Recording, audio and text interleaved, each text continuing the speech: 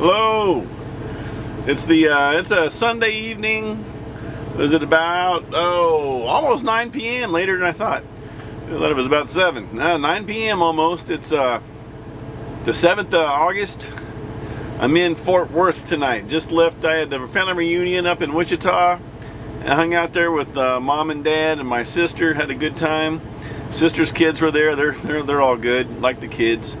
Saw cousins and uncles and aunts, and we had IHOP this morning. You know what? I had a little international student in the house, and I took her to IHOP once, and that was good. And she opened up that menu and saw those pictures, and her eyes lit up. And she got this giant smile. She goes, "American breakfast." Well, there you go, right there at IHOP. And then, so I had country fried steak breakfast. I did pretty good today. You know that's American.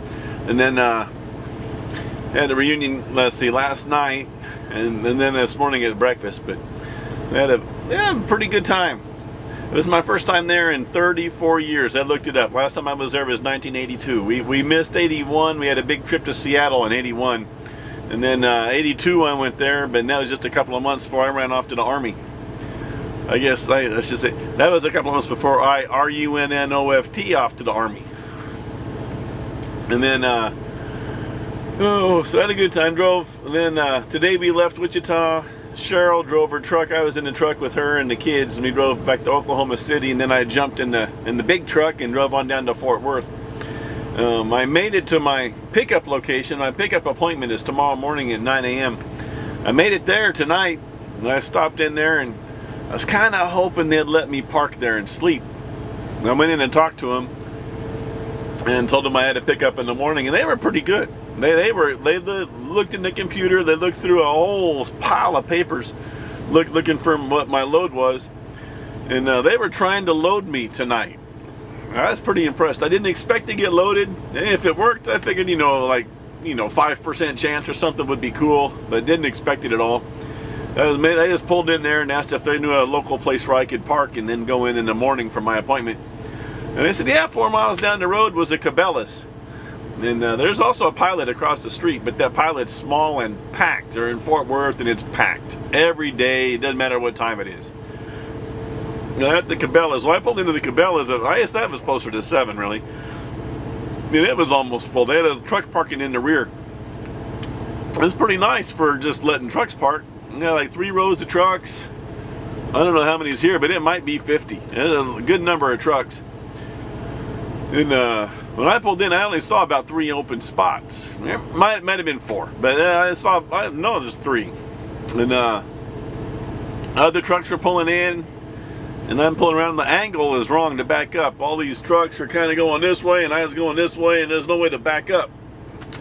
So I looked at that though, and I just nosed in frontwards, so I'd be sure I got my spot. So now I pulled in frontwards into a truck parking spot. That ain't done, not often. So it might be a pain to pull out in the morning if I got to back out of parking spots, and these trucks are on both sides of me backed in. Hopefully, I'll leave here about 8:30. Hopefully they're gone. I don't know if it'll show up in the video or not, but there's if you're seeing it. It might be too dark. That's a trailer there. You see at least the DOT tape on the side. That's the back of one trailer. That's on the passenger side.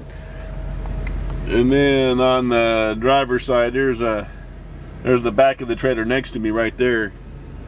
You got an airport over there. See the lights? That's the airport.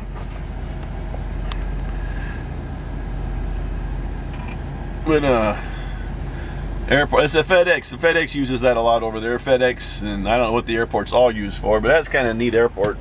I've been there quite a few times for pickups back in my old company. So I'm picking up 4 miles from here. Get a load of water going to St. George, Utah. Not an exotic load. Not going to the cloud. Not going from one ocean to the other.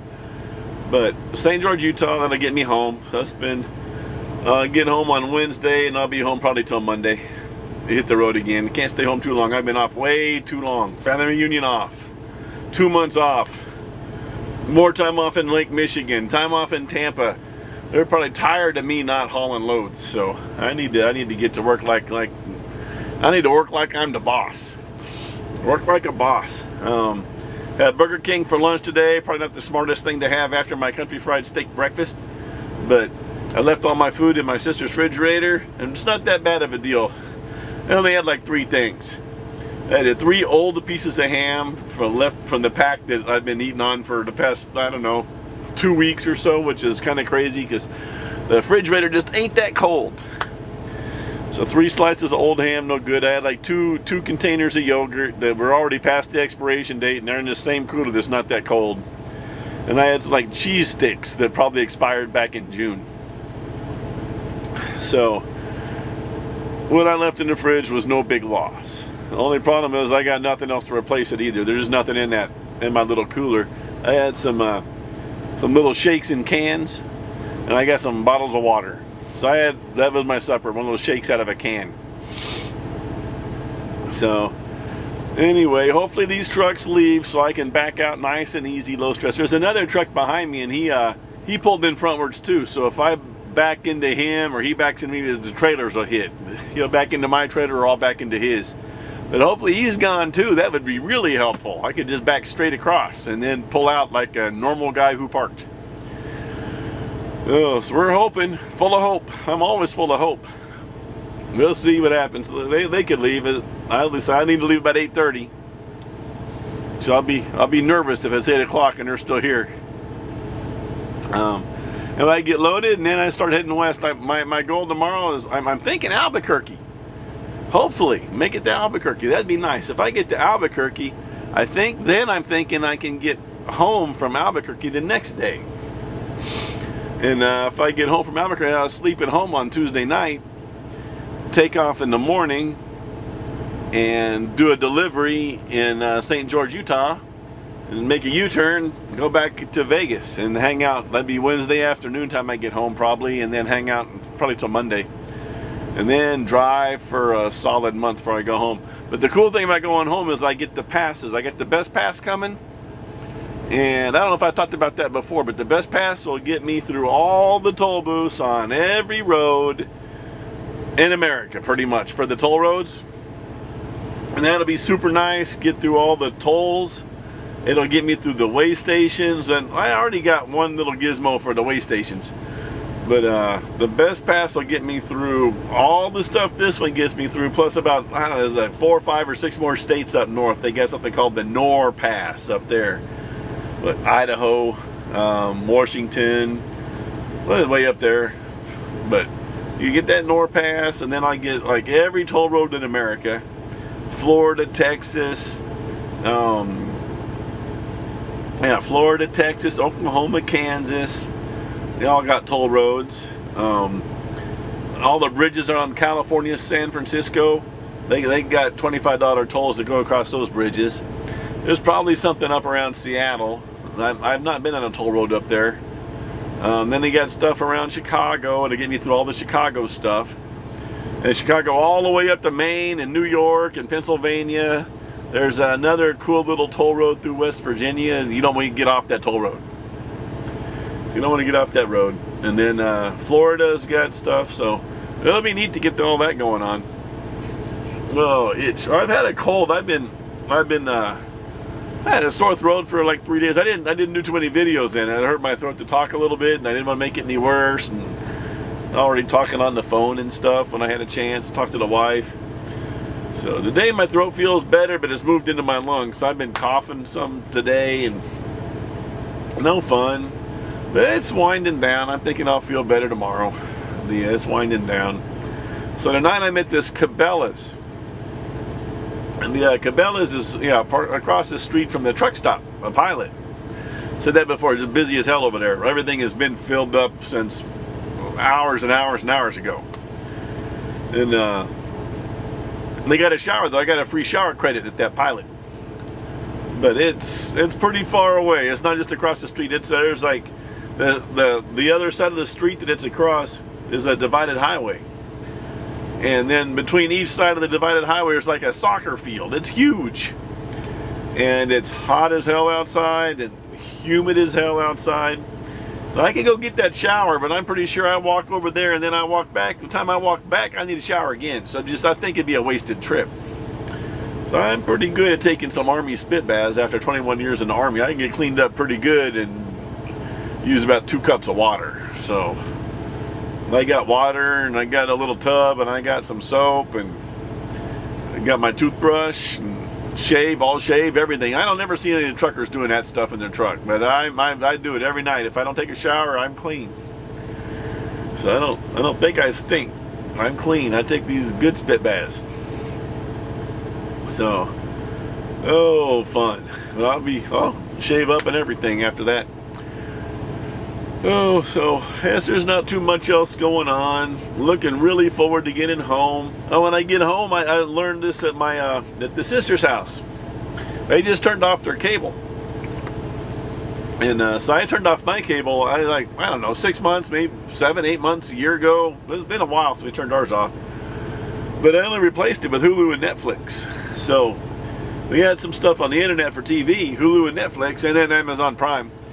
But it's we don't really have good stations. I watch MSNBC, and I can usually find it on this really free station called Pluto, but it's usually yesterday's MSNBC. And then I got NBC, and I can get some current stuff on NBC, but that's about it.